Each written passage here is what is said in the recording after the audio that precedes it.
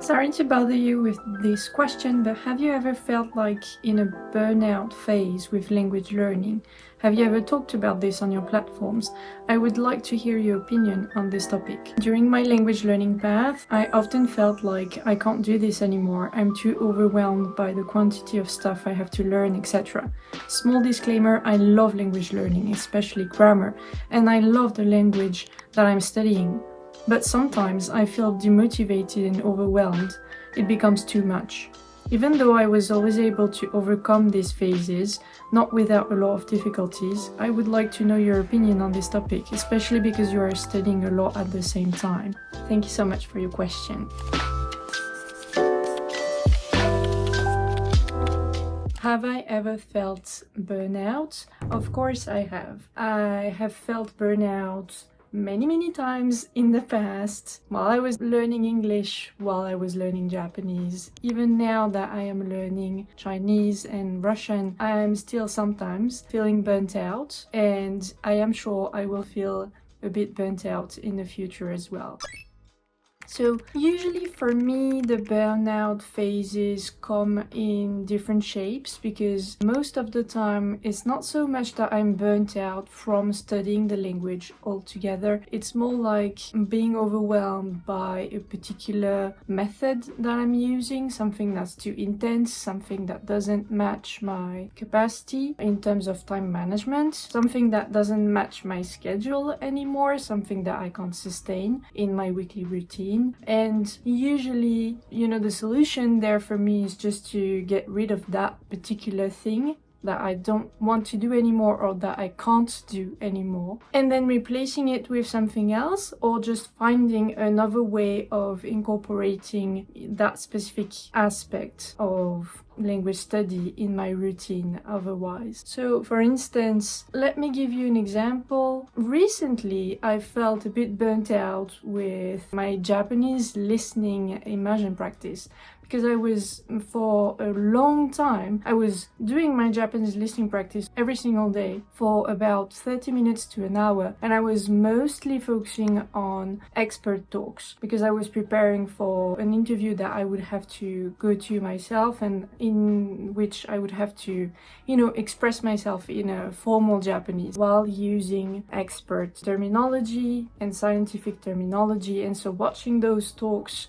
from different experts was just helping me with that specific kind of speech, and it worked great. Now, the moment I went to that interview, and so the need for me to listen to that kind of talk essentially faded away, and I just didn't need to have that in my routine anymore, I felt a big burnout towards that kind of talk, that kind of video. So I didn't watch any, and I focused on more laid back lifestyle content in Japanese for 1 whole month after the interview in question. So that was just an example, but obviously I felt burnt out, like I said, many times in my life. Also demotivated quite a lot.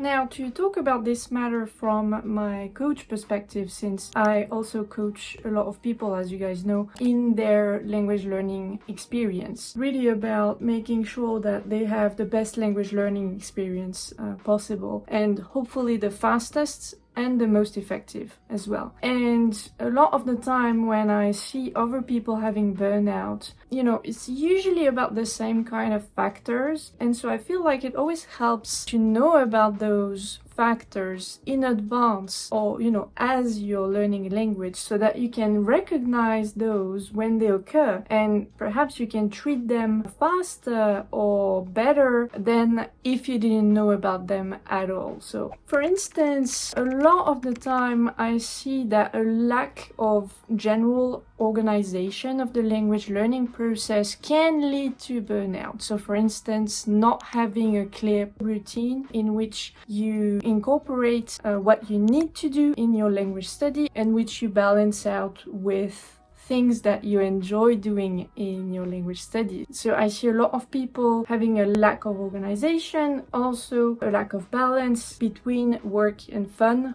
work and play, in their language learning as well, which I feel like is something that is often overlooked, in fact. Another thing that I see often is that people have unrealistic expectations. So you might want to always keep in check your expectations towards your level in your target language. For instance, you might have a mismatch between how much you're dedicating, how much time, how much energy, and how much willpower you're dedicating to your language learning versus what you expect yourself to gain from it. Now, usually there is a mismatch there if no one is there to help you assess yourself. You can obviously assess yourself, especially if you are already an experienced language learner. But what I'm saying is, if it's your first experience learning a language, chances are, if you feel burnt out because you feel like you're not where you want to be at yet, it might be because of this kind of mismatch. Let me know in the comments if it wasn't clear.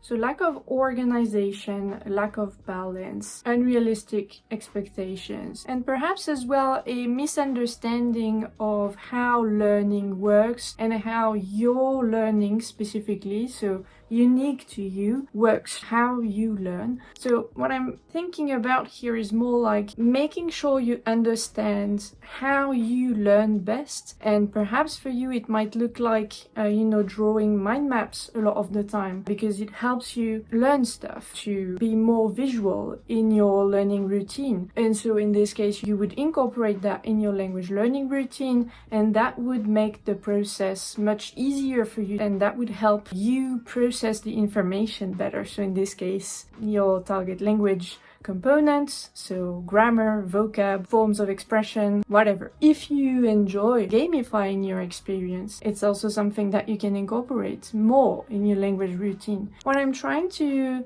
say here is that really a lot of the time I see people having some sort of very strict and rigid idea of what language learning, the process, what it should look like. And I'm always a bit puzzled by this idea, because first of all, we all learn in different ways. I've mentioned this a lot in the past on the channel. I think this first fact is not very well understood by a lot of people, and so essentially a lot of people, when they start learning a language, are trying to do it in a way that doesn't fit their learning process. First, understanding what your learning style is a very big component of your language learning experience. I understand the psychological process happening here, and when you want to, for instance, copy someone else's methods and how they do it and how they incorporate their language study in their routine, for instance, and what they do within that routine, how they study the language. I understand, and it's completely fine to try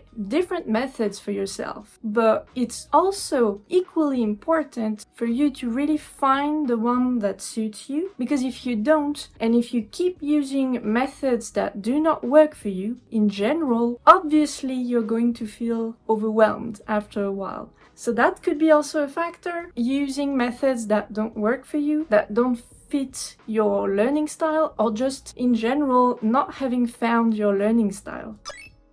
Maybe one last thing that I would add here is regarding the quantity of things that you have to learn, or that you feel that you have to learn in a limited time frame. That's also something that I see a lot. So in this case, what people say usually is that, for instance, let's take the example of the Japanese language. So if you combine all of the grammar points, for instance, that you have to learn essentially to go through the stages of the JLPT exam, so the Japanese language proficiency test.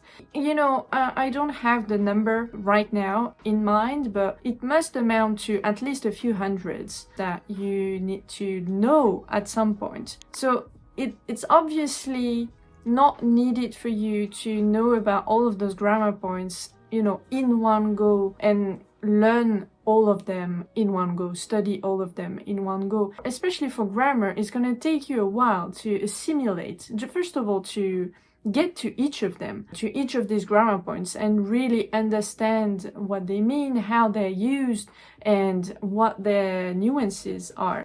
Obviously, it's very overwhelming. When I say it like this, it sounds very overwhelming, but what you need to do in that case, not to feel overwhelmed, is just to organize yourself better in your study routine to make sure that you have a bite-sized amount of those grammar patterns to know every cycle of your study routine. So something like, 5 grammar patterns per week. And then calculate, how many weeks is going to take you to get to the end of the list. That kind of process, the literal, very simple calculation of how much time it is actually going to take you to go through the whole list of things that you need to learn. First of all, having the list in the first place. I should have started with this. Having the list in the first place, making sure you have everything in mind within your field of vision, then breaking down the list into bite-sized amounts, and then you plan those tasks and you just implement them in your routine. I know it's easier said than done,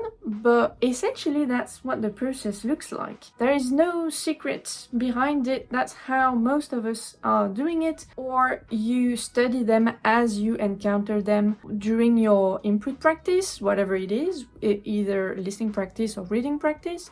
But what I'm saying is, essentially, you will have to learn all of them. So it's just a fact that you need to keep in mind, and then you need to find the way to deal with that fact, the way that is most suitable to you. I am sure you guys are capable of that. You're capable of finding the way that is suitable to you. You just need to, perhaps in some cases, not all of you, in some cases, if you feel overwhelmed by the quantity of stuff that you need to learn, remind yourself that you don't need to learn everything in one go. You don't need to learn everything fast at all. In most cases, there is no time limit. It's only a time limit that you put on your own mind. Stop putting too much pressure on yourself. And then the second thing is just realize that you can organize things in a bite-sized format, and then it will be much easier to process, much easier to learn. Take it slow. It's gonna be fine. So all of that could lead to burnout. I see many people burn out in their language learning. Like I said, it's completely fine. We all burn out at different stages of the language learning process. For different languages, the stages are not the same. It's all part of the process, really. There is no shame to feel about it. What I would really advise you to do if you really feel overwhelmed at some point is to just step back from your language learning routine for a while and just see what happens. Also, at that point in time when you step back from your routine and you just take a breath, you just lay back for a moment. It can be a few days, it can be a few weeks, sometimes even a few months. Just take that time also to reflect on your language learning and make sure you still remember your why. It is very important for your whole language learning experience to make sure you always know and keep in mind what your why is, your objective. Why are you learning the language? It can be absolutely anything. There is no set goal, objective that you should have for learning a language. It is very personal. It is a personal matter, really. The fact is, not everyone is interested in learning languages. And also, another thing is, at some point in your life, you might not be interested in learning languages. You might be interested in learning other things, and that's fine too. Maybe during your life is going to be hopefully long. You may come to a new phase of your life, and during that phase you would maybe want to learn a new language, but right now it is not this phase of your life. Why would you lose time trying to do something that you do not want to do, aka learning a new language, when you could be learning a ton of other things that you would be much faster at learning because you actually want to learn them? So also make sure that during that time when you step back, you remember, you try and remind yourself of your why, making sure it's still there.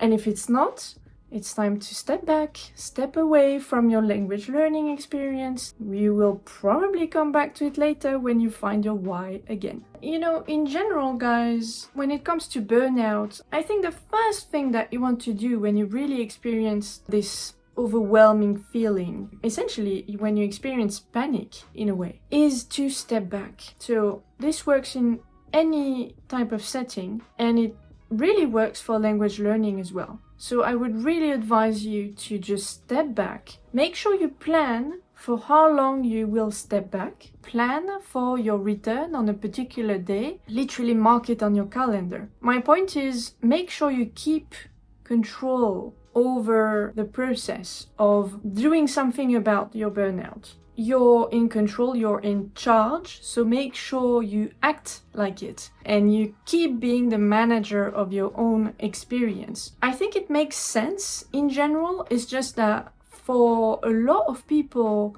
this idea of, giving yourself the right to just step back, step away for a moment, and then coming back of your own accord, be present and managing your own experience, not having someone to tell you to do that, it can be actually hard to envisage. I see a lot of people just not being able to snap out of it and realizing that actually they need time off. I'm here to tell you, it's okay, you can take time off, so please do if you feel like doing it. I hope that my words help you to snap out of it if you were in that kind of rut yourself. Please let me know in the comments if you have follow-up questions about this topic of burnout. I was very happy to talk about it. I think it's a very, very, very important topic. And as for me, I will see you guys in my next video on the channel. Bye bye! Matane! Simple, simple, simple minds. I guess we'll take it one